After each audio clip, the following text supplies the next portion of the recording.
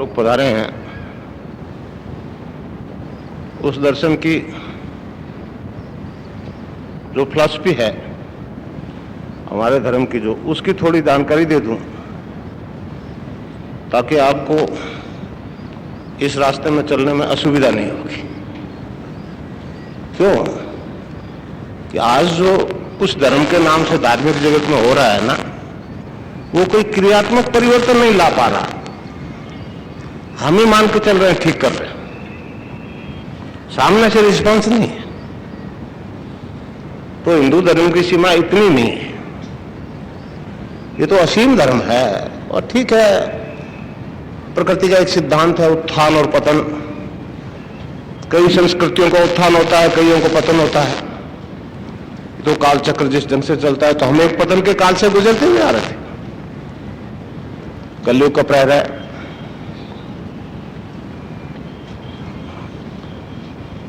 गहन अंधकार का समय है, रात्रि का प्रहर है। और रात में मनुष्य चांद तारों के प्रकाश से तो काम लेता है। इसलिए आज सारे विश्व में चांद तारे वाले धर्मों को बोलबाला। हमारा ईसाइयों का एक चांद साथ जोड़ दिया मुस्लिम धर्म हो गए, और हम ईश्वरवादी उनके मुंह की तरफ देख रहे। ये तो युग का गुण धर्म है। मगर जब पतन की कोई सीमा, नीचे जाने की जगह नहीं, तो फिर उत्थान चक्र शुरू हो जाता है। तो इस धर्म और इस दर्शन का ये उत्थान शुरू हो गया है, ये कोई आश्चर्य नहीं हो रहा है। जो परिवर्तन आ रहा है मानवता में, वो ठोस वैदिक दर्शन के सिद्धांतों पर आ रहा है, जैसे आज हिंदू दर्शन करते हैं। कोई जादू नहीं है, कोई करिश्मा नहीं है, कोई चमत्कार नहीं है। ये तो हमारे दर्शन का एक महत्वपूर्ण भाग है, जो मानवता में मूर्त रूप ले रहा है। आज तो हमने हिंदू धर्म को बड़े संकीर्ण दायरे में कैद कर लिया। हिंदू तो वसुदेव कुटुंबकम की बात मानता है, मनुष्य मातृ को ईश्वर की संतान मान के चलता है। वैदिक वाक्य है सर्वम खलविदं ब्रह्म, जो कुछ दिख रहा है वो एक ही परम सत्ता का विभिन्न रूपों में प्रकटीकरण है, उसी का विनर स्वरूप है। इसे कहा जाता है हिंदू धर्म। तो इसी आधार पर ये विश्व धर्म होगा। पश्चिम के बहुत भविष्यद्रष्टा है, उनकी भविष्यवाणी है कि 21वीं सदी में हिंदू धर्म विश्व धर्म होगा। पर यह बात हमको नहीं समझ में आती। हमको इसका विश्वास नहीं कैसा होगा। ये मानसिकता तो विपरीत कभी समझे। उन मृक्षों के मृक्ष आए थे, सालों की गुलामी में हमारी मानसिकता को बड़ा दूषित कर दिया। इसलिए ये झिझक हो रही है हमको। ये तो विश्व गुरु रहा है, ये देश तो पूरे संसार का धर्म गुरु रहा है, और फिर बनेगा। तो ये सब्जेक्ट क्या है, विषय क्या है, क्यों परिवर्तन आ रहा है, इसकी थोड़ी मैं आपको जानकारी पहले दे दूं, तब फिर ये बात बिल्कुल अच्छी तरह समझ में आ जाएगी और आगे बढ़ने में, मंजिल तक पहुंचने में कोई दिक्कत नहीं पेश आएगी। आज क्या हो रहा है धार्मिक जगत में, पूरे विश्व में सभी कह रहे पीछे देखो। ये कह रहे हम कहते हैं राम ने किया, कृष्ण ने किया, फिर और पीछे चले जाए, शत्रुघ्न हुआ, मूसा ने किया, ईसा ने किया, मोहम्मद ने किया, बौद्ध ने किया, महावीर ने किया। पीछे देखो और उस मनुष्य बढ़ रहा है आगे, निरंतर धक्का दिया जा रहा है आगे। तो आगे कहां जा रहे हो, इसकी जानकारी करना है मनुष्य जीवन का उद्देश्य है। मौत है क्या आगे, जहां से आए हो मालूम है, कहां जा रहे हो इसकी जानकारी करना है मनुष्य जीवन का उद्देश्य है। हिंदू धर्म इसी बात की बात करता है। तो एक वैज्ञानिक परिवर्तन है। हिंदू धर्म पूर्ण रूप से साइंस है, साइंटिफिक सिद्धांतों पर, भौतिक साइंस के सिद्धांतों पर खड़ा है। मैं तो संसार के वैज्ञानिकों से मिलने निकला हूं कि भैया जिन बीमारियों को तुम इनक्योरेबल कह रहे हो, असाध्य कह रहे हो, क्यों हो रही है इस योग से। और सारा परिवर्तन आ रहा है हिंदू दर्शन के ठोस सिद्धांतों पर, हिंदू फिलॉसफी के ठोस आधार पर। कोई जादू नहीं है, कोई करिश्मा नहीं है, कोई चमत्कार नहीं है, समझे। अब नई चीजें इसलिए लग रही है, तो ये क्यों आता है परिवर्तन। हिंदू धर्म क्या है, हम इतना ही जानते हैं, हम हिंदू हैं। हिंदू क्या है, बड़ी दुविधा में फंस जाएंगे। हिंदू क्या, तो इस बात से आपको समझ जाए कि हिंदू धर्म क्या है, हिंदू क्या है। एकमात्र हमारा धर्म है जो एक जीवन में एक जन्म में 2 जीवन जीने की बात करता है। एक जन्म, पहले गुरु भौतिक माता पिता जो इस 8 मास के शरीर की रचना करते हैं। दूसरा आध्यात्मिक गुरु जिससे दीक्षा लेकर के साधक जो है आत्म साक्षात्कार करता है, मैं क्या हूं ये समझता है। तो मैंने तो आपको अपना आप से इंट्रोडक्शन करवाना है, आप क्या हो, समझे। समझे, किसी गुरु के पास भैया देने लेने की गुंजाइश नहीं है। मेरे इस शरीर में आपके शरीर में कोई अंतर नहीं, और मैं भी आपकी तरह एक गृहस्थी और साधारण आदमी हूं, कोई विशिष्ट व्यक्ति नहीं, कोई महान व्यक्ति नहीं हुआ आपको साहब को। ये तो महानता तो गुरुदेव की थी, इनके आदेश से सब कुछ हो रहा है। मैं तो रेलवे में नौकरी करता था, हेडकर था। स्वामी विवेकानंद जी को पता कि गुरु के बिना इस लाइन में नहीं बना जा सकता, गुरु बना दे। मुझे तो मालूम ही नहीं था गुरु देता रहता क्या है भाई। वो जाते हुए भूत चेप गया, कह गया कि आगे का काम तेरे को करना है, तो प्री मैच्योर रिटायरमेंट लेके ये कर रहा हूं। मेरी इसमें एक अगरबत्ती की सीख नहीं लगी, इसलिए लेना देना इस धर्म में शामिल नहीं है।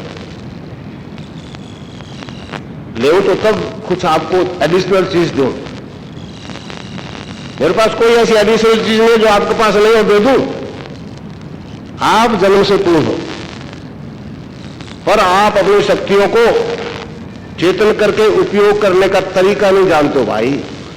गुरु सिर्फ उतना ही बताता है, इससे आगे कुछ नहीं देता रहता है। कुछ गुरु कहते हैं, मुझे मालूम है कौन क्या कह रहा है, मगर उससे कोई मतलब नहीं है इस बात का। और कई कहते हैं कि 20 साल तक ऐसा आराधना कर दो तो आपकी कुंडली जागृत हो जाएगी, ऐसा हो जाएगा, वैसा हो जाएगा। मैं कहता हूं 20 साल गुरु चेला रहेंगे भी इस दुनिया में, कोई गारंटी क्या। 20 साल बाद क्या हो जाएगा जो आज नहीं है, अभी ही क्यों नहीं स्टार्ट हो जाए और होगा। तो ये हमारे धर्म का सिद्धांत है, साइंटिफिक कल्पना की गुंजाइश नहीं है इस धर्म में। कल्पना करवाई जा रही है, मैं जानता हूं, मगर एक तरफ हमारा दर्शन तो कहता है कि वो परम सत्ता कल्पना अतीत है, फिर कैसी कल्पना करवाओगे। तो ये कल्पना करना तो शेख चिल्ली का काम है भाई, धर्म में कल्पना की कोई गुंजाइश नहीं। तो हमारे धर्म में गुरु शिष्य परंपरा का एक सिद्धांत है, गुरु दूसरा जन्मदाता होता है। द्विज बनता है साधक जो है गुरु से दीक्षा लेकर के। अब इस सिद्धांत के अनुसार हम सारे दीक्षा ले रहे हैं, गुरु तो बना ही रहे हैं भाई, मगर जैसा खान पान, रहन सहन, आचरण, व्यवहार पहले होता है, बाद में भी वही काम चलता है। फिर दूसरा जन्म कैसा हुआ। दूसरा जन्म कोई काल्पनिक नहीं है, एक वस्तु स्थिति है, बड़ा क्रियात्मक बदलाव होता है, क्रांतिकारी परिवर्तन आ जाता है मनुष्य के जीवन में। तो मैं भैया आपको कुछ नहीं दूंगा, आपके पास जन्म से सब कुछ है, उसको उपयोग करने का एक तरीका बताऊंगा। देखिए, हर युग में आराधना का अलग अलग तरीका होता है। मनुष्य की शक्ति और सामर्थ्य को ध्यान में रखते हुए आराधना निश्चित होती है। ये हमारे दर्शन का सिद्धांत है, हमारे धर्म का सिद्धांत है। सतयुग की अलग थी, त्रेता की अलग थी, द्वापर की अलग थी, कलयुग की अलग है। वो दूसरे युगों की आराधना इस युग का मानव नहीं कर सकता। धर्माचार्य कह देते तो फिर भगवान नहीं मिलेगा। बैठा कहां से मिल जाएगा भाई, बता दो स्थान तो बताओ। जब घट का बात से अंदर बैठा है, छिप के कहां जाएगा? गुंजाइश नहीं तो छिपने की। तो मैं जो दीक्षा दे रहा हूं ये नाथ मत की दीक्षा है। मैं सेवक का शिष्य हूं, भगवान वस्त्रधारी का, और उसी की ऐति की कृपा के कारण से ये परिवर्तन आ रहा है मानवता में। तो इस युग में केवल हरि नाम का जप ही सारी समस्याओं का समाधान करता है। वो स्वामी तुलसीदास जी ने कहा है, कलयुग केवल नाम आधारा, सुमर सुमर में उतर ही पारा। इस युग में केवल नाम जप की आराधना ही सारी समस्याओं का समाधान करती है। और नाम जप की आराधना भी एक ठोस दर्शन पर आधारित है। भाई, मैंने आपको पहले बताया कि हमारा धर्म कल्पना में विश्वास नहीं रखता, तो नाम जप भी जो है ठोस फिलॉसफी पर आधारित है। दुनिया के सभी ईश्वरवादी धर्म शब्द से सृष्टि की उत्पत्ति मानते हैं। गीता में भी कहा है ना, ओम तत्सत से ये सब कुछ रचा गया।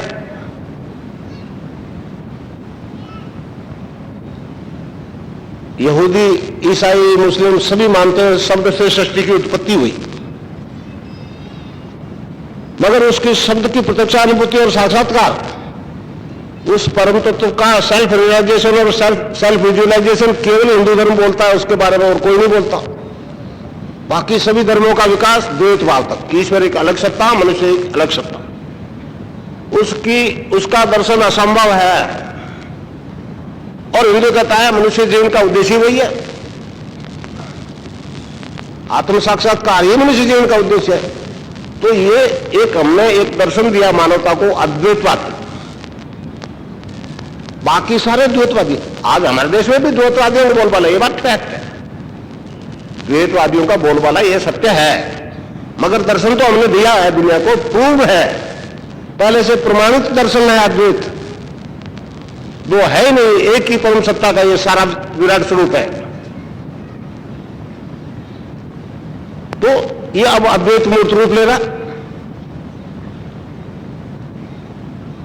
तो शब्द से सृष्टि की उत्पत्ति को आधार मान करके शब्द ब्रह्म से परब्रह्म की प्राप्ति का सिद्धांत।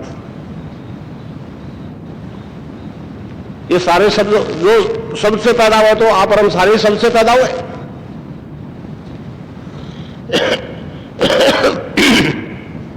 तो मैं आपको एक नाम जप बताऊंगा, क्योंकि हरि नाम का जप ही इस कलयुग में सारी समस्याओं का अंत करता है।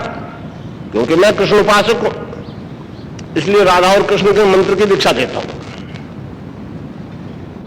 आप चाहे किसी धर्म के हो, किसी वर्ण के हो, किसी जाति को, कोई फर्क नहीं पड़ता। ये तो मानवीय विकास है, ये तो मानवीय धर्म है। मेरे शिष्य तो सभी धर्मों के लोग,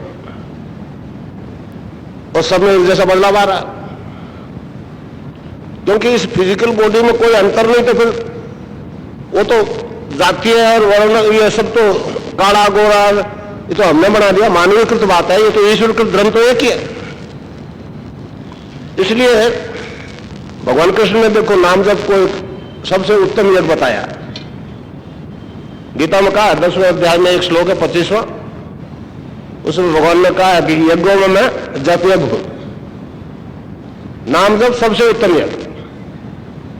महाभारत कहती है ये जप यज्ञ एक ऐसा यज्ञ है, इसमें किसी प्रकार की हिंसा नहीं होती। नाम जप में कोई हिंसा नहीं। कर्मकांड यज्ञ करोगे, आग में घी लकड़ी जलाओगे, कमोगे, जीव जड़ेंगे। इस नाम जप में कोई हिंसा नहीं। और मनु स्मृति में कहा कि ये जप यज्ञ जो है कर्मकांडी यज्ञों से 1000 गुना ज्यादा लाभ देता है। तो मैं आपको एक नाम बताऊंगा, सिर्फ उसी के जपने से आप में परिवर्तन आएगा। समझे? अब कई तरह से जप होते हैं, देखिए मोटे तौर से 3 तरह से। एक तो उच्चारण करके बोलना, एक में होठ जी बोलते हैं मगर आवाज नहीं निकलती, एक में मुंह का प्रयोग बिल्कुल नहीं, मुंह बंद, जीभ का प्रयोग नहीं, मन ही मन जपा जाता है बिना बोले। जैसे आप बिना बोले किताब पढ़ते हो, तो आपको मानसिक जप करना है 24 घंटे राउंड द क्लॉक। बड़ी समस्या होगी। राउंड दी क्लॉक कैसे जपोगे? सो जाओ तो फिर कैसे पर पड़ेगी? तो एक देखिए, जप विज्ञान में एक टर्म्स है अजपा जाप। धार्मिक लोग तो समझते हैं, मगर युवा वर्ग के लोग तो नहीं समझते अजपा क्या होता है। और रैदास जी के एक भजन से बड़ा स्पष्ट होता है, इसलिए मैं वो भजन उसका उदाहरण दे दिया करता हूं। रैदास जी ने एक भजन में गाया है, अब कैसे छूटे नाम रट लागी। अब कैसे छूटे नाम रट लागी। रैदास जी कहते बंद नहीं हो रहा, वो पहले जपना शुरू कर दिया, वो सेल्फ मूवमेंट हो गया, बंद नहीं हो रहा, तो अब कैसे छूटे नाम रट लागी। तो 15-20 दिन आप दिन में 5-7 दफे याद कर लिया करो, जपा जा रहा, जपा जा रहा, ध्यान कर लिया करो, वो अजपा शुरू हो जाएगा। और अधिक गंभीर हो तो अभी से शुरू हो जाएगा, जीवन भर में बंद होगा। अगर ये मंत्र चेतन है, एनलाइटेड है, देखिए अब गुरु की महिमा को, गरिमा को पढ़ सुन करके असंख्य गुरु बन गए। ऐसा धंधा है, इन्वेस्टमेंट एक पैसा का नहीं, नेट ही प्रॉफिट है, सिर्फ हाथ उठा के आशीर्वाद ही देना होता है, कौन नहीं करेगा? तो गुरुदेव एक बदनाम पैसा। जवान कोई लड़के लड़की मालूम होगा, कोई गुरु आया है तो उनके दिमाग में एक विचार आएगी, कुछ कलेक्शन करना होगा, रुपया पैसा, इसके अलावा गुरु की कोई जरूरत ही नहीं है। क्या स्थिति कर दी हमने धर्म की।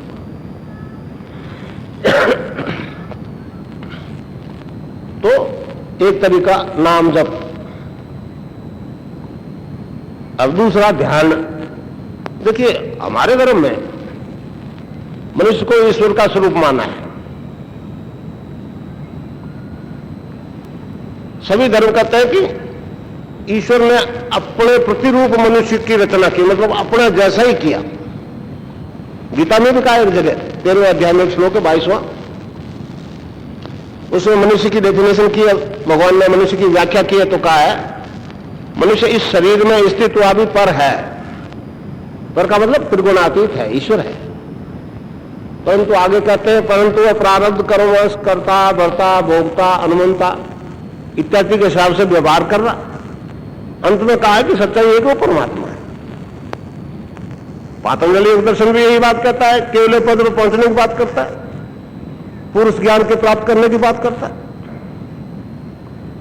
तो ये हमारा अद्वैत दर्शन है, मनुष्य की पूर्णता की बात करता है। बाकी मनुष्य की पूर्णता की बात कोई धर्म नहीं करता।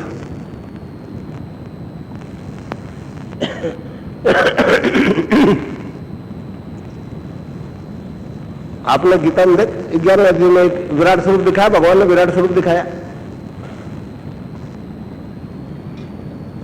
और हमारे योग की एक भाषा है, जो ब्रह्मांड में वो सारा पिंड में, जो पिंड में वही ब्रह्मांड में।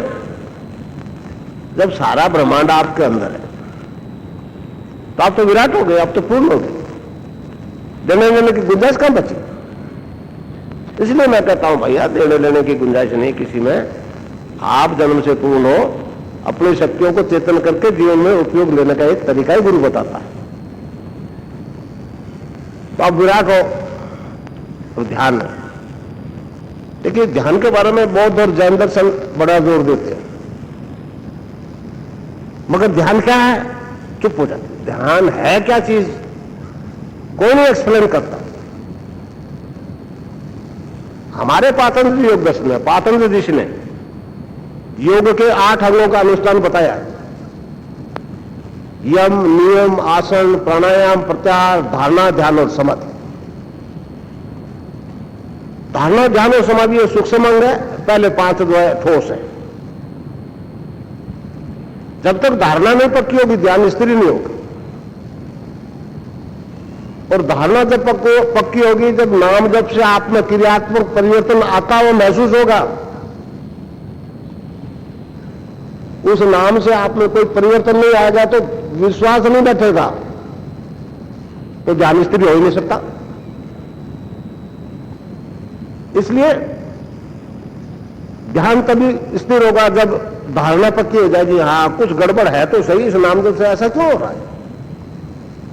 आपके स्वयं के विश्वास के आधार पर ही ये मामला पार पड़ेगा, दूसरे के विश्वास पर नहीं पड़ेगा। तो प्रत्येक को ये रिजल्ट मिल रहा है। अब ध्यान स्थिर कहां करो। जब आप विराट हो, सारा ब्रह्मांड आपके अंदर है, तो फिर ध्यान शरीर के किस हिस्से पे करो। तो हमारे योगियों ने इस मनुष्य शरीर को दो भागों में बांटा। एक तो यहां से ऊपर नीचे नीचे हिस्सा, आंख कान नाक, ये 9 द्वार कहलाते हैं। ये 9 द्वार की आराधना माया की कहलाती है। अगर प्रॉपर गुरु मिले 9 द्वार की आराधना करवाने वाला, तो भौतिक लाभ तो होता है, मगर वो नाशवान चीज है। अगर अविनाशी से जुड़ना है तो फिर 10वें द्वार पर ध्यान करना पड़ेगा। आपने देखा शिव की कई तस्वीरों में तीसरी आंख दिखाई होती है ना, वो हरेक के होती है, इसलिए स्त्री पुरुष के वो आंख अंदर खुलती है, बाकी सारी इंद्रियां बाहर देख रही है, बहिर्मुखी है। और जब सारा ब्रह्मांड अंदर है तो ये 10वां द्वार जब तक नहीं खुलेगा, प्रकृति का रहस्य प्रकट हो ही नहीं सकेगा, क्योंकि बाहर कुछ है नहीं, जो कुछ है अंदर ही अंदर है। इसलिए यहां ध्यान करना होता। अब योग क्या है उस बारे में जब पातंजलि ऋषि ने योग सूत्र लिखने शुरू किए, तो दूसरे सूत्र में कहा चित्त की वृत्तियों का निरोध ही योग है। ये जो भगा है इधर उधर, जब तक शांत होकर बैठ नहीं जाएगा जब तक न ध्यान नहीं योग है। तो 2 तरह के योग प्रसिद्ध है अभी विश्व में। एक हठ योग, जो मनुष्य बुद्धि के प्रयास से कोशिश करता है, जिसे नाथ संप्रदाय के कई सन्यासी करते हैं। तो वो श्वास में जोर देते, श्वास को अंदर खींच लेते, रोक लेते। जब तक रुका रहता है तो मन तो शांत रहता है, मन बिल्कुल, और जो ही चला कि चल दिया, पार नहीं पड़े विचारों के। मैं जिस योग की बात कर रहा हूं वो राजयोग है। स्वामी विवेकानंद ने कहा राजयोग है, सहयोग कह दो, ध्यान योग कह दो, महायोग कह दो। इसमें मन को अरेस्ट गुरु करता है। गुरु क्या है? ये शरीर गुरु थोड़ा है, ये तो जाएगा भाई। गुरु तो अजर अमर अनादि अनंत है, अमृत प्रेजेंट है। तो इसलिए यहां गुरु को देखो। ये गुरुत्वाकर्षण की बात आगे तो एक मेरे जीवन का प्रारंभिक किस्सा ध्यान आ गया। मैंने आपको बताया मैं नौकरी छोड़ के ये काम करने लगा, तो मेरे छोटे छोटे लड़के ने एक दिन पूछ लिया, साइंस मैथमेटिक्स स्टूडेंट था, कहना बाबू ये क्या कर रहे हो? हमारे प्रिंसिपल साहब दरवाजे के सामने खड़े रहते हैं, हम आगे से निकल जाते, जयराम जी की नहीं करते, वो गुरु नहीं क्या। अब एक बेटा मेरा और दूसरा मेरा प्रारंभिक, फिर साइंस का स्टूडेंट, क्या समझाऊं, बड़ी उलझन पड़ी। तो मैंने टालने की कोशिश की, मैंने कहा तो मास्टर है। उसने कहा जी तो शब्दों का ही अंतर है, बाकी अर्थ तो वही है। बड़ी दुनिया में फंस गया। सदबुद्धि तो भगवान ही देता ना। अचानक दिमाग में आ गया, एक चुंबक का टुकड़ा पड़ा था, एक पिन्नों के पैकेट के ऊपर रख दिया, गुच्छा चिपक गया पिन्नों का। मैंने कौन पकड़ रहा है, दिखता तो नहीं है। साइंस का स्टूडेंट कहता है जी ये तो गुरुत्वाकर्षण है।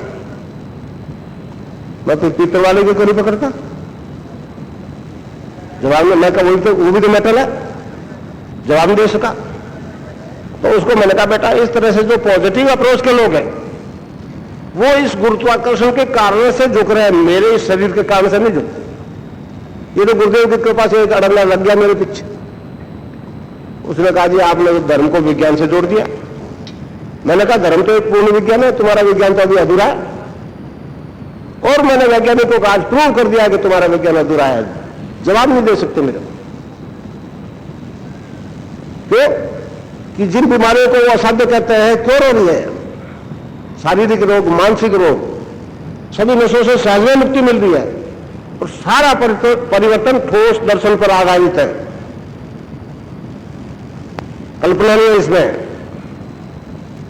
एक कोटा संभाग में मेरे बहुत शिष्य लाखों हैं। तो अब ध्यान आपको आंख बंद करके यहां करना है आज्ञा चक्र पर, और मन नहीं रुके तो गुरु को देखो। अगर गुरु में गुरुत्वाकर्षण है तो रुक जाएगा भाई, और नहीं रुकता है तो फिर गुरु दूसरा देखो।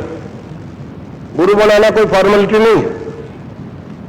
मुझे मालूम है आज के गुरु बड़ा रोक लगा देते हैं, दूसरा गुरु बना लोगे, पता नहीं क्या स्वर्ग में नरक में चले जाओगे, क्या द्रोह कर हो जाएगा गुरु के।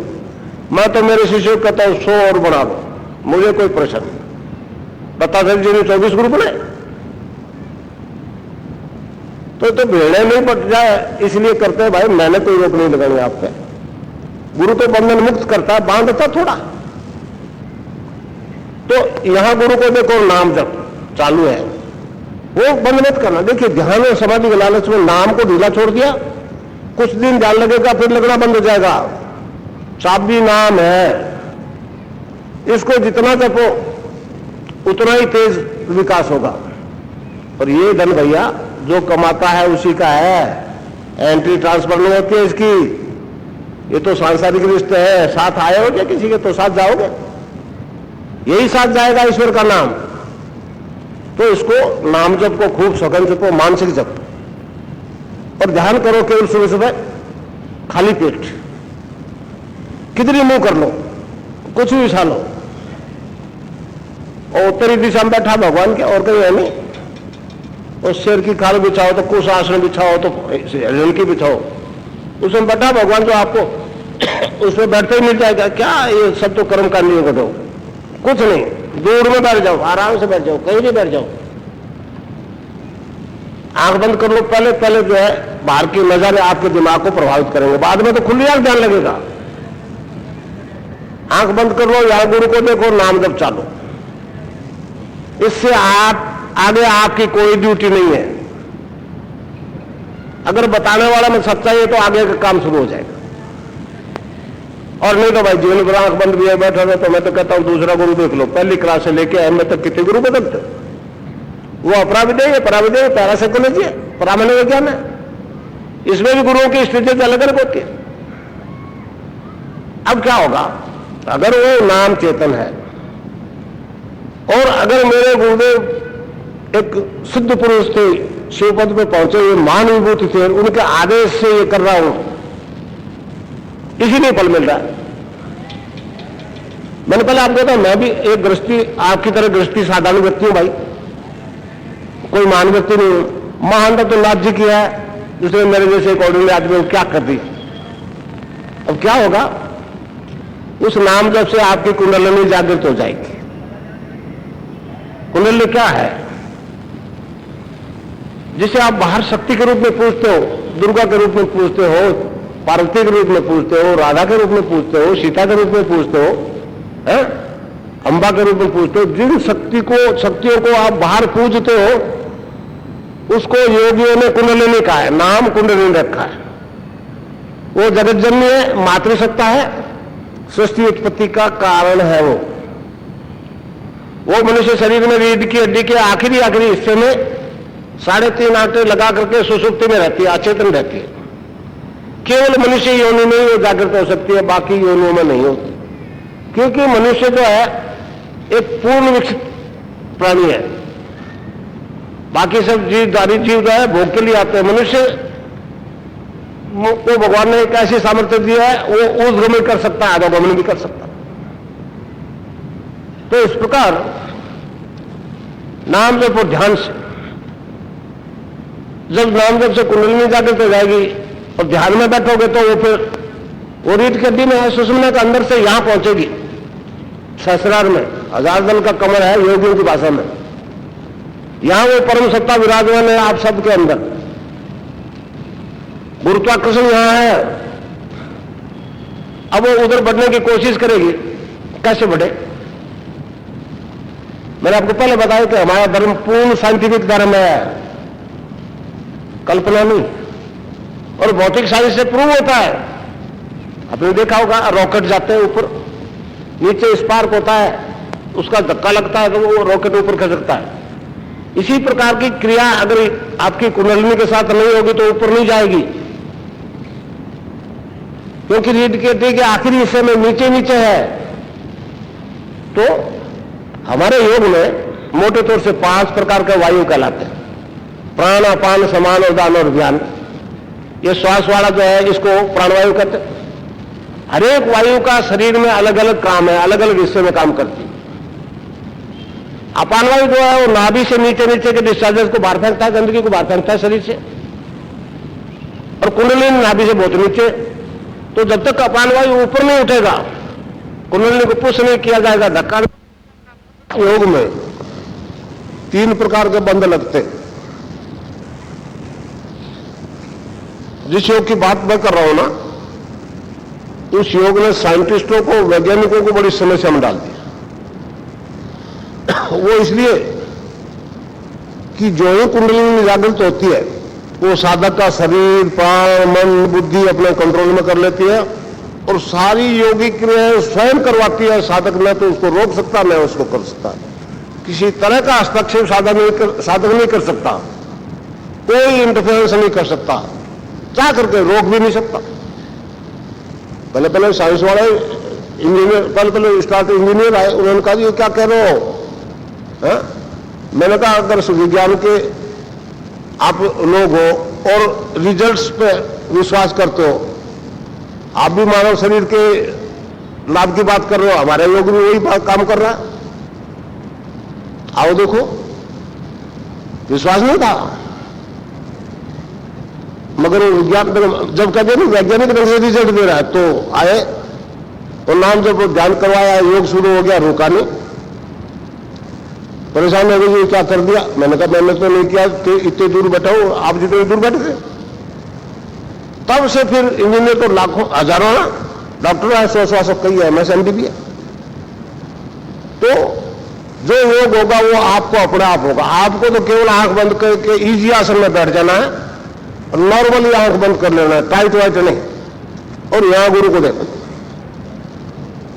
कई लोग कहते हैं जी क्या पता लगेगा कुंडलिनी जाग गई गुरु जी। मैं कहता हूं जब पता ही नहीं लगेगा सोई रहने, क्यों इस झंझट में फंसते हो? आपको नहीं लगेगा, दुनिया को पता लगेगा ये क्या हो गया।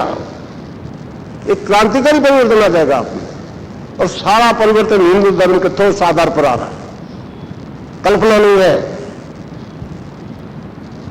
मैं इसी चुनौती के साथ बाहर निकला हूं कि हिंदू धर्म ही पूर्ण धर्म है, बाकी सारे धर्म अपूर्ण है। तो अब पहला क्या होगा, आसन बदलेगा। आप तो आसान से इजी आसन में बैठ गए ना, पद्मासन लगना तो अपना आप लगेगा। योग में पहली शर्त है आसन सिद्धि। जिस आसन की आपको आवश्यकता है वही आसन लगेगा तो आपका आगे काम शुरू होगा। तो पहला आसन बदलेगा और फिर बंद लगेगा। पहला बंद लग गया मूलाधार में, अब अपान वायु नीचे नहीं जा सकता और वायु का काम होता चलना, तो वो ऊपर उठना शुरू कर देगा। उसके साथ कुंडलिनी ऊपर उठना शुरू कर देगा। जो ही नाभि से ऊपर निकली कि दूसरा बंद लग जाएगा। इसको कहते हैं उड़ियान बंद। अब तक कितने मोटे हो, नाभि जो रीढ़ की हड्डी से चिपकते हैं अपना ऑटोमेटिकली। चाह करके आप तीनों में से कोई बंद नहीं लगा सकते। खास तौर से रीढ़ की हड्डी की एक्सरसाइज होगी, बाकी सारी बॉडी की भी होगी। और ऊपर उठ सकता है, जहां से ये गड्ढा है कंठ के पास, इससे जो ही ऊपर गई कि तीसरा और अंतिम बंद लग जाएगा, जिसको कहते हैं जालंधर बंद। अब बाकी हिस्सा जो रीढ़ की हड्डी का बच गया, उसमें यौगिक मूवमेंट संभव नहीं सहज में, तब फिर प्राणायाम शुरू होता है।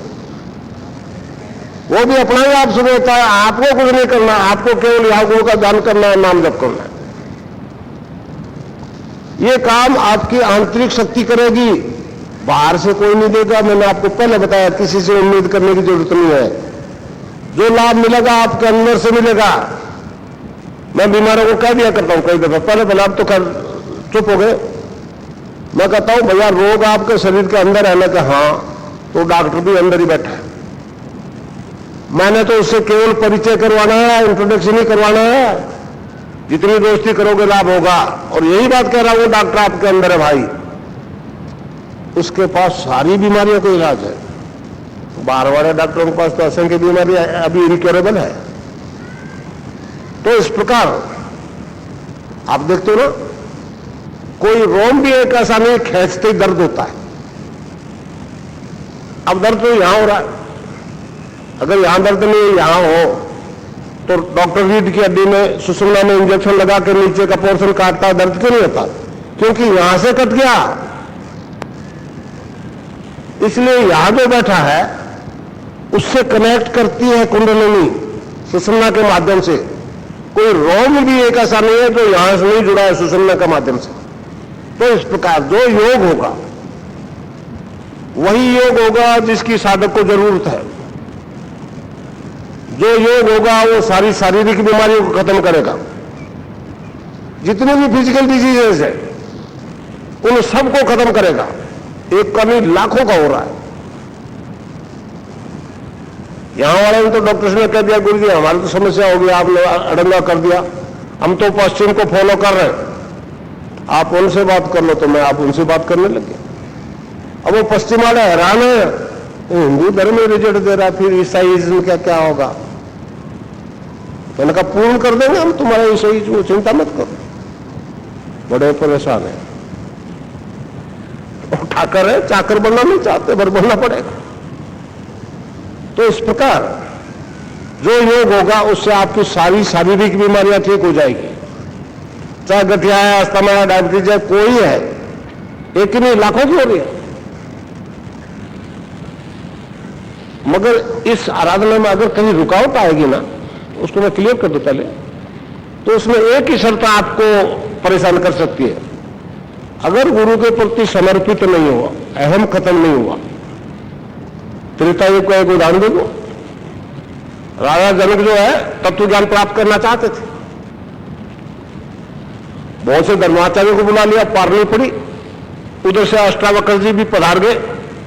तो जनक ने कहा महाराज ये समस्या मेरी, ये गुरु तो नहीं बता सके, तो इसका समाधान कर दोगे। कहने लगा इसमें राजन दिक्कत तो कोई है ही नहीं। तो कहने लगा समय कितना लग जाएगा।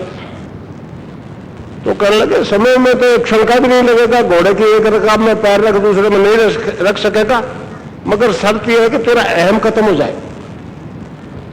तो भैया कोई अहम है, इंजीनियर हो, डॉक्टर हो, लखपति हो, करोड़पति हो, उच्च वर्ण हो, फला हो, तो मामला पार नहीं पड़ेगा।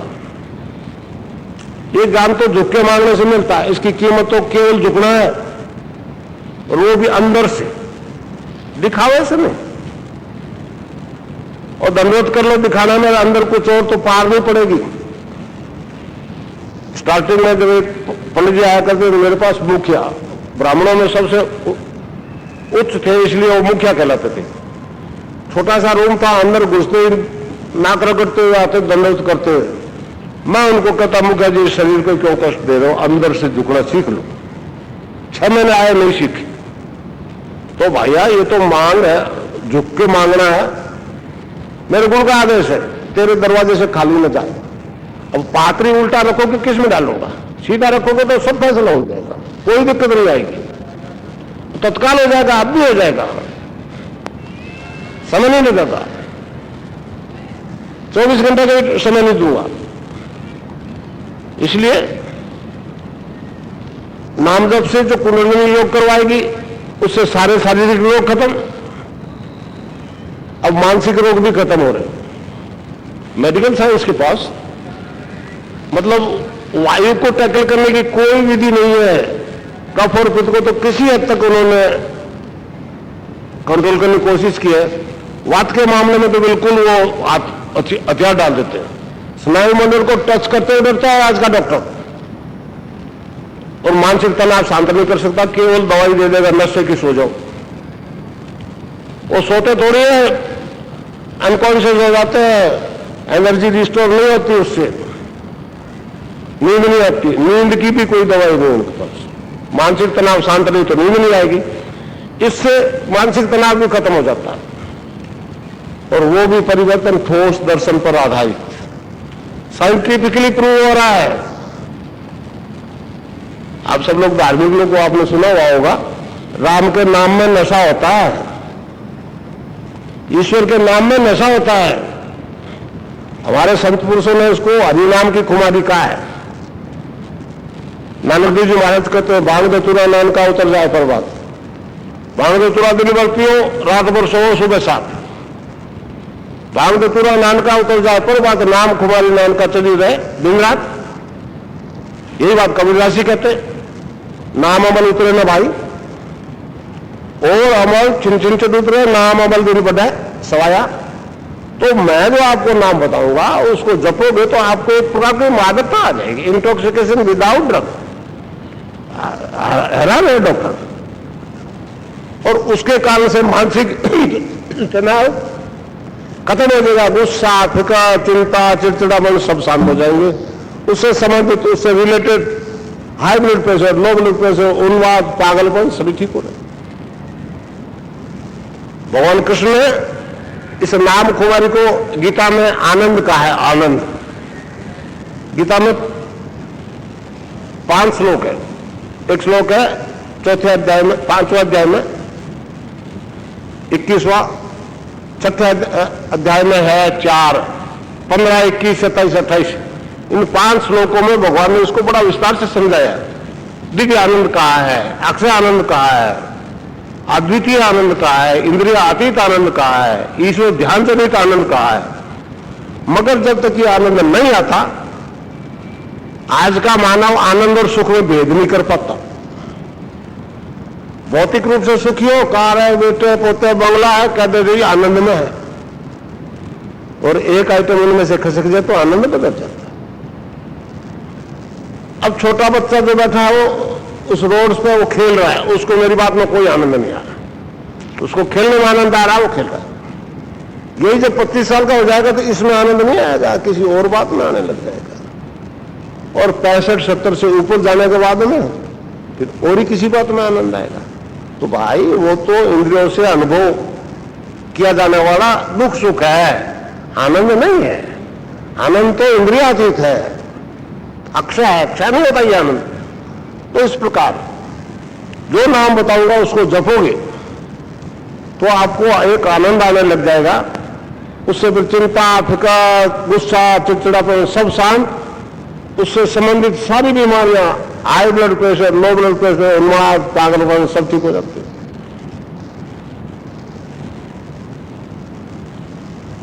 अब नशा भी छूट जाता है।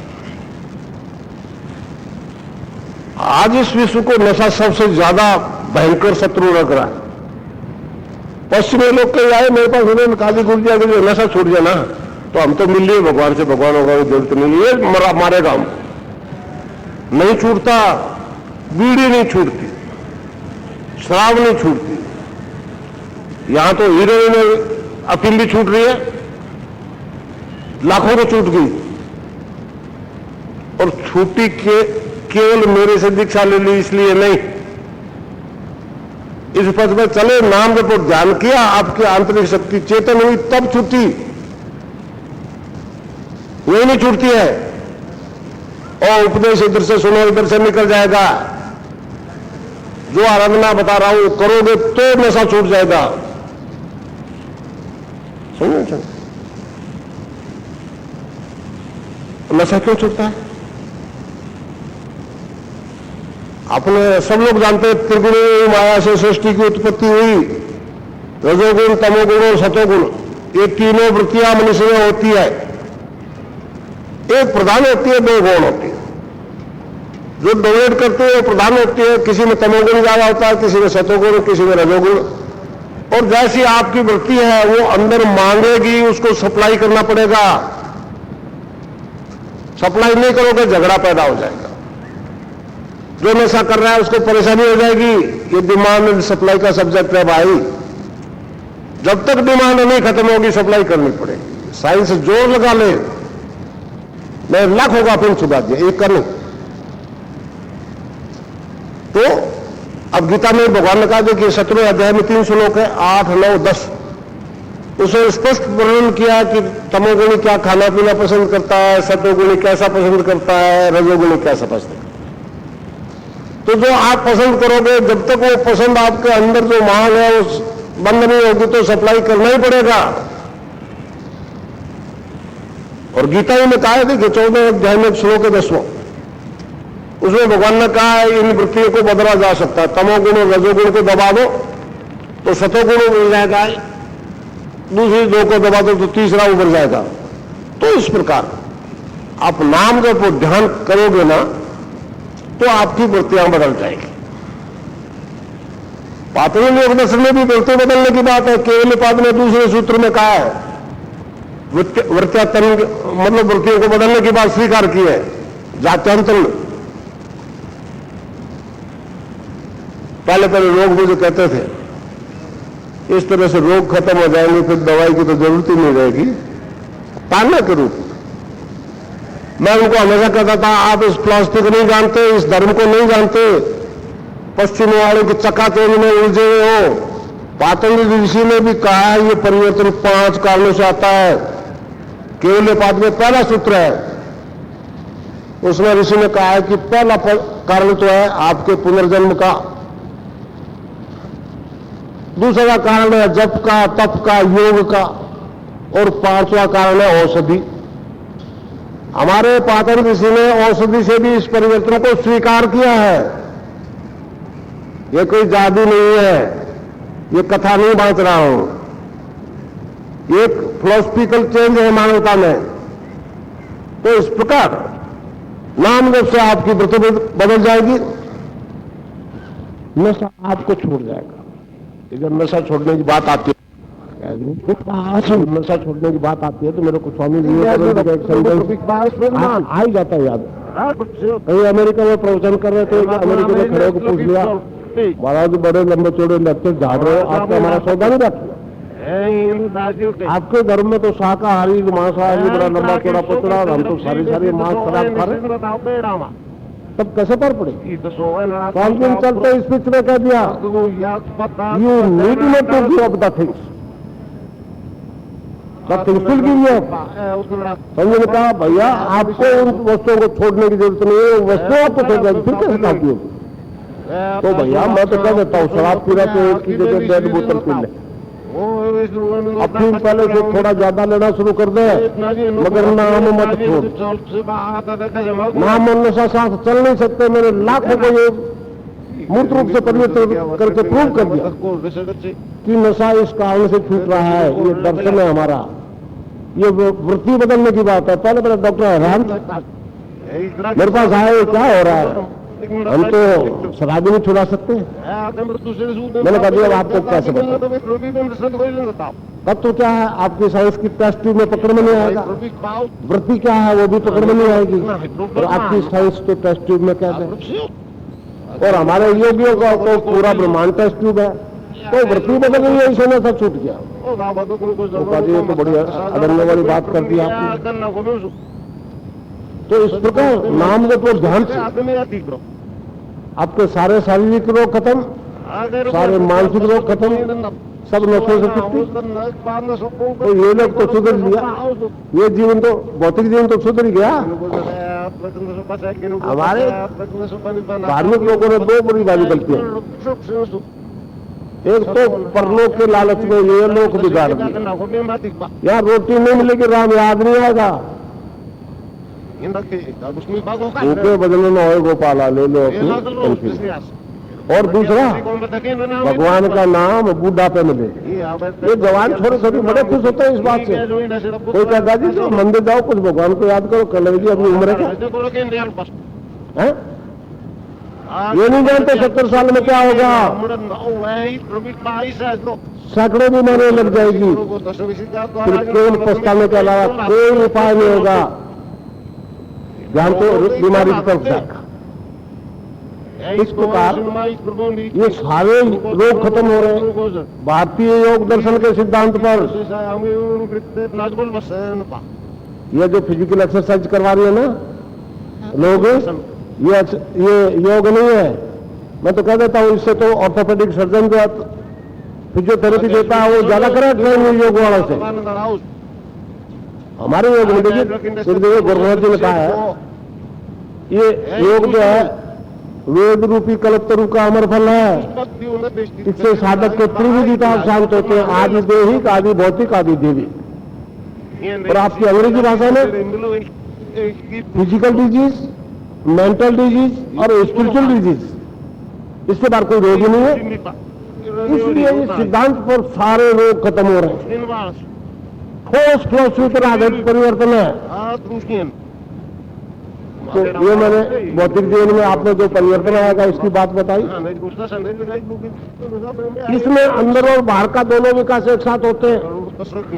जो कुंडली में ऊपर कर सकती है, आपको एक ज्ञान, अलग अलग तरह के ज्ञान प्रकट हो जाएंगे, जिसको हमारे योगियों ने सिद्धि कहा, सिद्धि होगी। तो इस प्रकार देखिए, पातंजलि योग दर्शन में 4 चैप्टर है, समाधिपाद, साधनपाद, विभूतिपाद और केवलपाद। विभूतिपाद में उन्होंने सिद्धियों का, उस ज्ञान का वर्णन है जो आराधना के दौरान आपको मिलेगा। आपको उस ज्ञान को प्राप्त करने के लिए अलग से कोशिश नहीं करनी, केवल नाम जप और ध्यान। तो उसमें एक ज्ञान आपको प्राप्त होगा, उसका वर्णन किया है विभूतिपाद में 33 और 36 सूत्र में। उसका नाम है प्रातिभ ज्ञान। जब प्रातिभ ज्ञान प्राप्त हो जाता है, साधक को 6 सिद्धियां होती है। ध्यान और समाधि की स्थिति में साधक अनिश्चित काल के भूत भविष्य को देखता सुनता है। अनलिमिटेड पास्ट फ्यूचर की सेल्फ रियलाइजेशन और सेल्फ विजुअलाइजेशन करता है। मैं नहीं कर रहा हूं, पातंजलि जी कह रहा है। तो मेरे सारे शिष्यों में परिवर्तन आ रहा है। ध्यान और समाधि की स्थिति में भूत भविष्य को देख रहे, सुन रहे, जो देख रहे सुन रहे वो पूर्ण रूप से भौतिक जगत में सत्य प्रमाणित हो रहा है। आपके विज्ञान वाले मान गए, एक बात तो मानते हैं, जो शब्द बोला गया वो ब्रह्मांड में रहता है, नष्ट नहीं होता। अगर मशीन हो तो उसको सुना जा सकता है। अभी सुन नहीं पा रहे बेचारे। हमारा योग दर्शन कहता है जब शब्द ब्रह्मांड में है तो कोई बोलने वाला रहा होगा ना, उसको बोलते हुए देखा सुना जाना संभव है। आगे कहता है वो तो घटना घट चुकी, अनडन नहीं हो सकती, डैमेज डन। हमारा योग कहता है भविष्य को देखा सुना जा सकता। मैंने आपको कहा ना, सभी पीछे दिखा रहे हैं, आगे देखने की कोई बात नहीं कर रहा है। ये योग आगे देखने की बात कर रहा है। साइंस वाले आसानी से मानने वाले लोग नहीं है। जब साइंटिफिकली पूरे वाला परेशान है, और ज्यादा इसलिए परेशान है कि हिंदू धर्म में रिजल्ट देखा। समझे? हम नहीं कहते हिंदू बन जाओ, गणे बना दिए मुसलमानों से, क्या कर लिया? हिंदू कभी धर्म परिवर्तन में विश्वास नहीं रखता, हिंदू कभी हिंसा में विश्वास नहीं रखता। ये तो मनुष्य के रूपांतरण की बात करता है, मनुष्य में परिवर्तन की बात करता है, मानव मात्र में परिवर्तन की बात करता है। और इसी आधार पर ये विश्व धर्म होगा। इसी चुनौती के साथ निकला हूं, शिष्य बनाता रहूं, भेंट लेता रहूं, माड़ा पहनता रहूं, मैं इसमें दिलचस्पी नहीं रखता। आपने मुझे आसन पर बिठा दिया, आप नीचे बैठ गए, मैं महान नहीं हुआ, बड़ा नहीं होगा, आप छोटे नहीं हो गए। ये तो एक व्यवस्था पहले से चल गया। तो इस प्रकार जब प्राकृतिक ज्ञान प्राप्त हो जाएगा और जब भूत भविष्य को देखोगे सुनोगे, तो भविष्य में होने वाली घटनाएं दिखेगी, सारी दिखेगी। तो जन्मना, मरना, घात प्रतिघात सभी तो दिखेंगे। और इस प्रकार आप अपने कई संबंधियों की, कई रिश्तेदारों की, दोस्तों की मौत देख लोगे, डेथ देख लोगे। क्योंकि जो आया उसको जाना है। कोई 20 साल के लिए आया है, कोई 50 के लिए आया है, कोई 70 के लिए आया है, कोई 100 के लिए आया है। जाना सबको, रह नहीं सकता यहां कोई भी। तो मालूम नहीं होता आदमी को, इस योग से मालूम हो जाता है। इस प्रकार 10, 20, 30, 50 आदमियों को अगर डेथ दिख गई, अंदाजन अप्रोक्सीमेटली किस उम्र में होगी, किस कारण से होगी, ये दिखेगी। वो घड़ी, प्रॉपर घड़ी को मालूम नहीं होगा। ये तो प्रकृति ने अपने अंदर छुपा रखा है, और उसी कारण से वो आदमी चला जाएगा। गोली से गया कि भूकंप से गया कि बीमारी से गया कि कैसे गया, 1 गया, 2 गया, 10 गया, 20 गया, 50 गया, तब फिर मानना पड़ेगा कि जो दिख रहा है गलत तो नहीं है। और अगर ख्याल आ गया ये जा रहे तेरे को भी तो जाना है, दिख जाएगा कैसे जाना है, कब जाना नहीं दिखेगा, पर्टिकुलर टाइम नहीं दिखेगा, दिख जाएगा कहां से जाना है। तो फिर आदमी घबरा जाता है। और 10, 20, 50 की डेथ दिखी वैसे ही होगी तो डरा नहीं, अपना वाले दिखी तो डर गया। मरना तो कोई चाहता नहीं ना, फिर भी मौत को चल छोड़ती और डरता है। तो मौत फिर धर्म वाली बातें याद आती थी, आगे यमराज के यहां फैसला होगा, हिसाब किताब पूछा जाएगा, फिर जीवन में जो खोटे खरे किए वो सामने आ जाते। वो अपनी तस्वीर देख के डरता है और गिड़गड़ाता है, भगवान तू तो दयालु है ना, सुना तू तो दयावान है, तू तो मैंने जो गलतियां कर दो माफ। हाँ, बड़ा सीरियस होकर गंभीर होकर कंसंट्रेट होकर गिड़गड़ाता है। हाँ, तो मृत्यु का रहस्य क्लियर हो जाता है। मृत्यु का ऐसा डरावना बना दिया कि कोई आदमी उसे स्वीकार नहीं करता, फिर भी वो नहीं छोड़ती। इससे मृत्यु का रहस्य क्लियर हो जाएगा, आदमी समझ जाएगा ये तो एक ऐसा वरदान है जो आने जाने के जन्म मरण के चक्कर से पीछा छोड़ता है।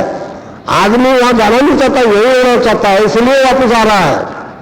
जब ये रहस्य क्लियर हो जाएगा तो फिर आदमी डरेगा नहीं, इस समय के लिए बेसब्री से इंतजार करेगा कब पीछा छूटे।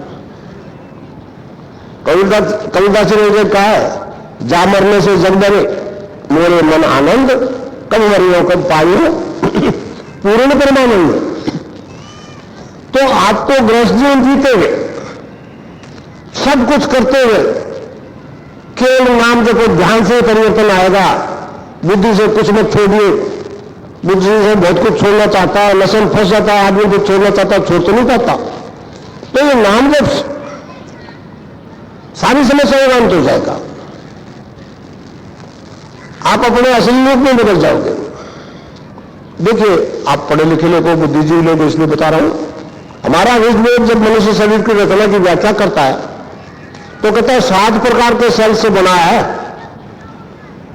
फिर वो अलग अलग तत्वों की बात करता है तो पहले ठोस पदार्थ से शुरू करता है इस शरीर की रचना के बारे में। तो कहता है पहला तो अन्नमय कोष, अन्न से इसकी रचना हुई। अब ऊपर जाता है, सूक्ष्म होता जाता है, अन्नमय कोष, प्राणमय कोष, मनोमय कोष और विज्ञानमय कोष, फिर आनंद चित्त और सत्य। तो इसके अंदर आत्मा है, इन 7 तत्वों के अंदर आत्मा है। तो आज तक माने जाते हैं 4 कोष खूब चेतन होंगे, अन्न प्राण मन और विज्ञान। विज्ञान में कोष ने बहुत उन्नति कर ली, परंतु विज्ञान मानव की समस्याओं का समाधान नहीं कर पा रहा है।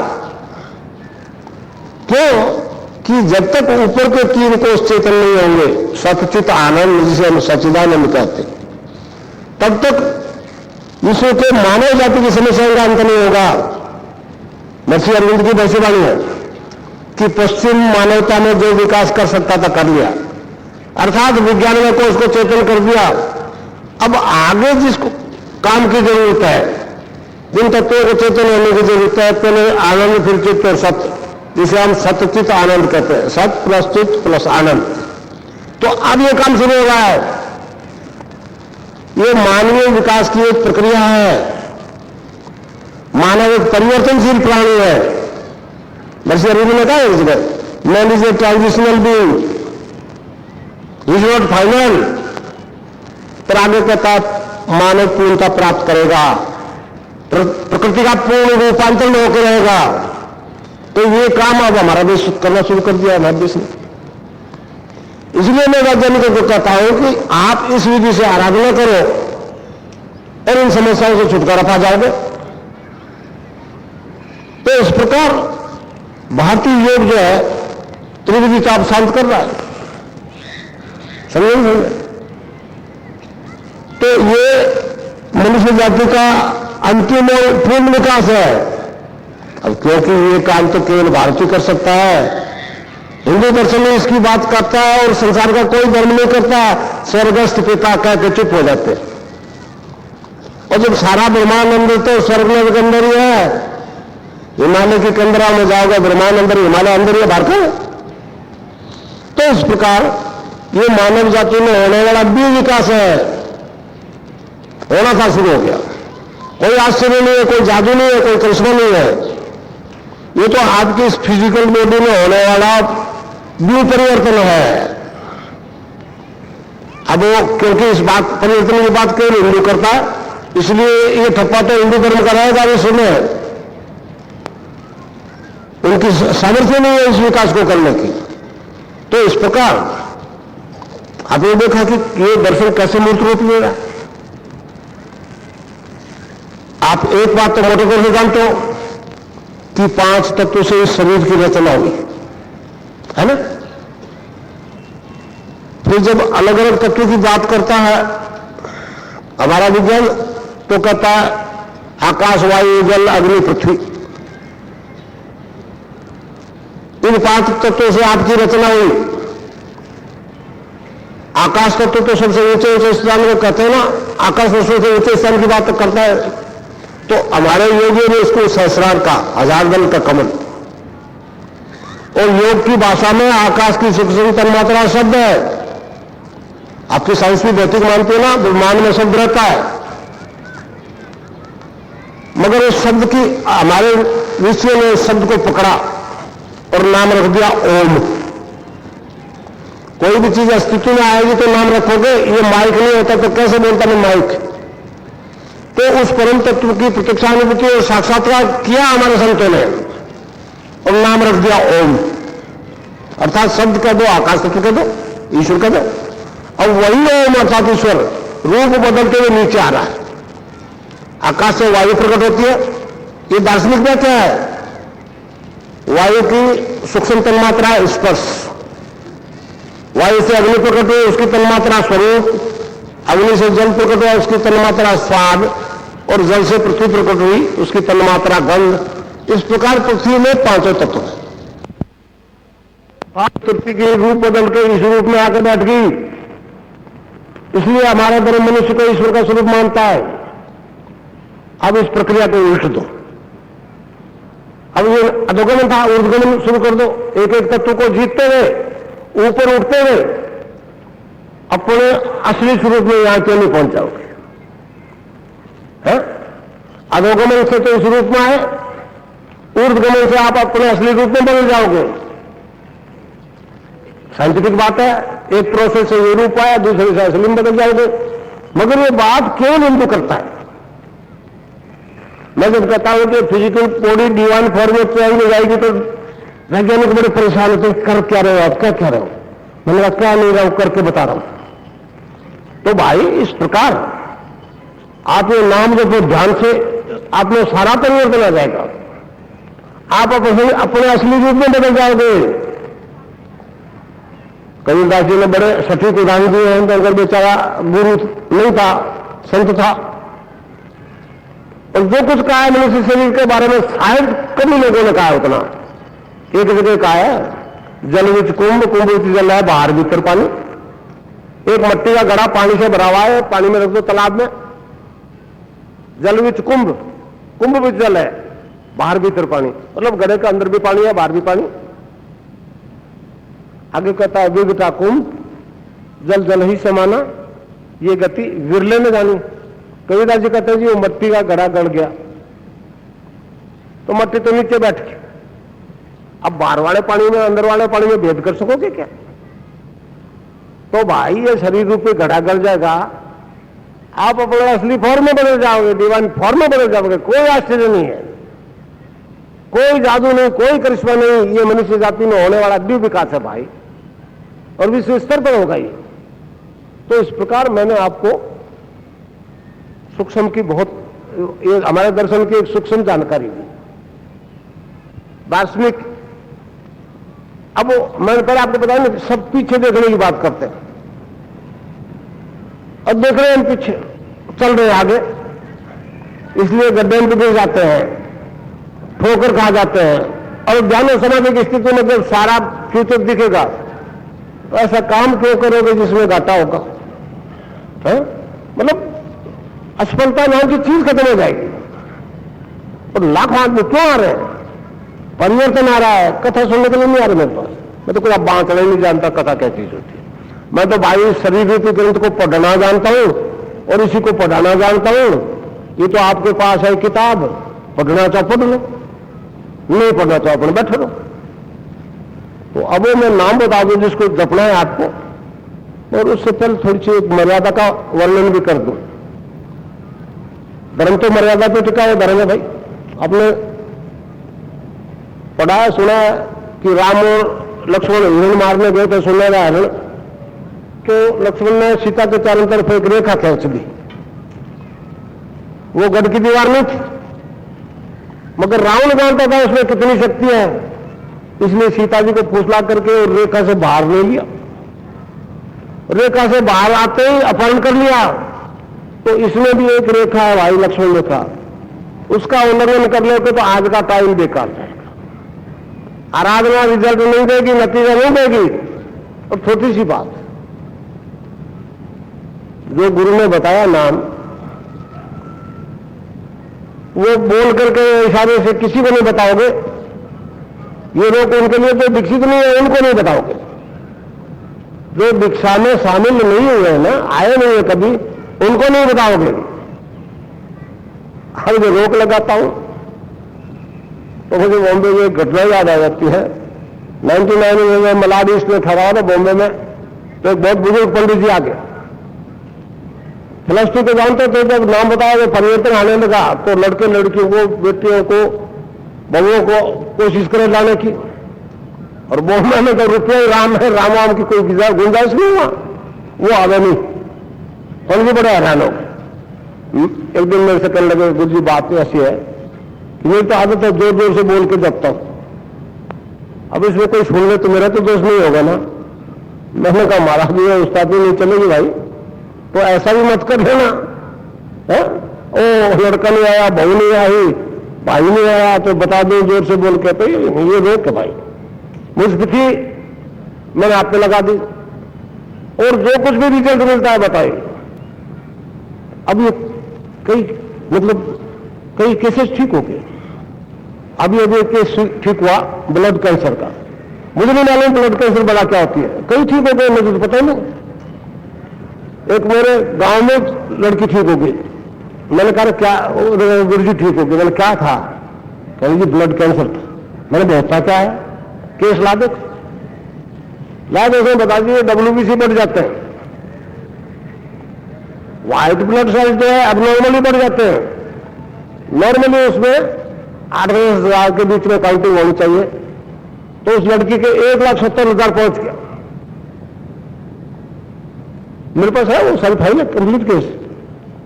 मैं डॉक्टर ने कहा कि महीने 2 महीने में कोमा में चली जाएगी, फिर मर जाएगी, बच्चेगी नहीं। वो दीक्षा में ले आया, उसका हस्बैंड मेरे शिष्य था, उसका जेठ भी था। और 4 महीने में आप ताज्जुब करोगे, WBC नॉर्मल आ गया। 1,70,000 से सीधा 1 लाख आया, फिर 41,000, फिर 31,000, 11.5 पे आ गया। डॉक्टर ने कहते क्योर। अब हैरान हो गए, कैसे क्योर हो गया? तो इस प्रकार क्यों होगी? तो जो योग हो रहा है, कुंडली जो योग करवाती है, उसके वो आपके सारे अंगों को स्वस्थ कर देगी, रोग प्रतिरोधक शक्ति बढ़ा देगी। और योग में एक मुद्रा लगती है, उसका नाम है खेचरी मुद्रा। मेरे लाखों शिष्यों को लग रही है। क्या होता है खेचरी मुद्रा में? जीभ पीछे खींचती है और सख्त होकर ऊपर तालू में घस जाती है, और ऊपर एक पर्टिकुलर हिस्से को दबाती है, वहां से एक रस टपकता है, महसूस होता है उसका स्वाद प्रैक्टिकली, और वो डाइजेस्टिव सिस्टम के माध्यम से शरीर में चला जाता है। हमारे योगियों ने उसको अमृत कहा है। गोरखनाथ जी ने कहा है, गगन मंडल में ऊंधा कुआ, ता अमृत का वासा, सुगरा हुए बरबर पीवे, निगरा जाए प्यासा। तो इस प्रकार आपको जो खेचरी लगेगी, अगर वो वास्तव में अमृत है तो फिर उसके सामने कोई रोग टिकेगा। और अगर ये सत्य है कि कुंडलिनी जागृत होकर योग करवाती है, साधक रोक नहीं सकता, और एक तरफ वो सृष्टि उत्पत्ति का कारण मानते हैं, तो उस जगत जननी के सामने कोई रोग समस्या है क्या? तो सारा परिवर्तन भाई हिंदू धर्म के ठोस सिद्धांत पर आ रहा है। अब वो नाम बता दूं मैं, देखिए छोटे छोटे मंत्र शास्त्री की किताब को देखोगे ना, फ्रंट पेज पे 3 अक्षर लिखे हुए होते हैं, सगुन वॉइस एंड लाइट की बात कर ले। इसमें दोनों तत्व है, पृथ्वी तत्व है, राधा तत्व है, इसलिए सांसारिक सुख देगा। आकाश तत्व है अर्थात कृष्ण तत्व है, वो मोक्ष देगा। इस आराधना में भोग और मोक्ष दोनों साथ साथ चलते हैं। लक्ष्मी सरस्वती लड़की हुई, बाकी आराधनाओं में भोग है तो मोक्ष नहीं, मोक्ष है तो भोग नहीं, एक का त्याग करना पड़ता है। ये गीता वाला निष्काम कर्म योग है भाई। इसलिए इसको मानसिक रूप से जपना है और ध्यान करना है। सुबह सुबह 15-20 मिनट से ज्यादा मत करो ध्यान, गर्मी बढ़ जाएगी नहीं तो। और एक ही शर्त है ध्यान के लिए, कोई ठोस चीज खा कर मत बैठो। ठोस चीज खा लोगे तो शरीर भारी हो जाएगा, ध्यान लगेगा नहीं, और अगर योगिक क्रिया शुरू हो गई तो उल्टी हो जाएगी। एक ही शर्त है, नहाने की सुविधा है, बहुत अच्छी बात है, हाइजीनिक पॉइंट ऑफ व्यू से नहीं है तो वैसे भी चलेगा, ये तो सफाई अंदर की करनी है। तो नाम जब पे जोड़ देना भाई, ध्यान पे ज्यादा जोर मत देना। नाम का हमेशा आ जाएगा, ध्यान तो जबरदस्ती लग जाएगा, समाधि तो लग जाएगी। अब वो पर्चे बांट देंगे, उसमें पर्चे में मैंने वर्णन किया हुआ है, पर्चा कोई भी देख ले, कोई गड़बड़ नहीं है, इलाज तो नहीं बताना भाई। रैदास जी ने कहा ना, अब कैसे छूटे, नाम रट लगी। किस नाम की रट लगी बोले तो नहीं, नानक देव जी को पढ़ लो, कबीर साहब को पढ़ लो, सबने एक ही बात कहा है, गुरु ने जो शब्द बताया उसी सब समस्याओं का अंत होगा। गुरु ने क्या बताया, किसी ने नहीं बताया। तो अभी पर्चे बांट देते, फिर 15 मिनट ध्यान करना। मैंने जैसा बताया है, आंख बंद कर लेना नॉर्मली। हाँ, औरतों को, लड़कियों को दे दो, बांट दे दो बेटा, जिसको पर्चा नहीं मिले मांग के ले लो। एक प्रोग्राम और होगा भाई 8 तारीख का, उसके बाद में चला जाऊंगा जोधपुर।